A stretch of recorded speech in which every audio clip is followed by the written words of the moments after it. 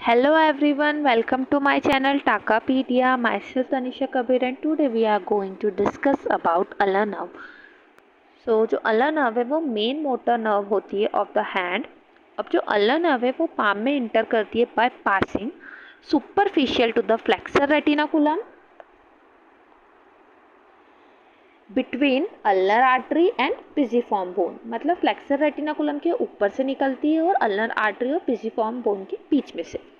Now जैसे ये at the distal border of the flexor retinaculum ये डिवाइड हो जाती है अपनी सुपरफिशियल ब्रांच में एंड डीप ब्रांच में. अब जो सुपरफिशियल ब्रांच है वो पाम के अंदर इंटर करती है और किसके डीप में होती है, पाल्मेरिस ब्रेविस के डीप में होती है और उसको सप्लाई करती है. फिर ये जो अपनी सुपरफिशियल ब्रांच है वो डिवाइड हो जाती है इनटू डिजिटल ब्रांचेस.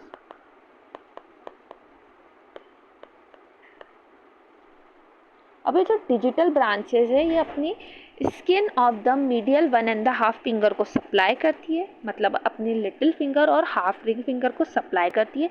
एंड इसके अलावा skin on the dorsum of the distal phalanges को भी सप्लाई करती है.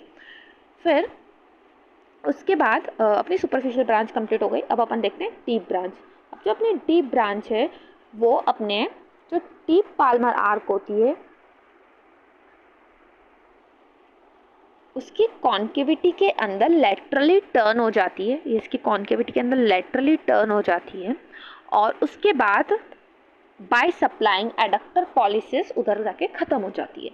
ये अपनी हाइपोथिनार मसल्स को, मीडियल टू लम्ब्राइकल्स को, इंटरऑशियाई को और फ्लेक्सर पॉलिसिस ब्रेविस को और एडक्टर पॉलिसिस को सप्लाई करती है. मतलब ये अपनी सारी इंट्रेंसिक मसल्स को सप्लाई कर रही है एक्सेप्ट थिनार एंड लेटरल टू लम्ब्राइकल्स को छोड़कर.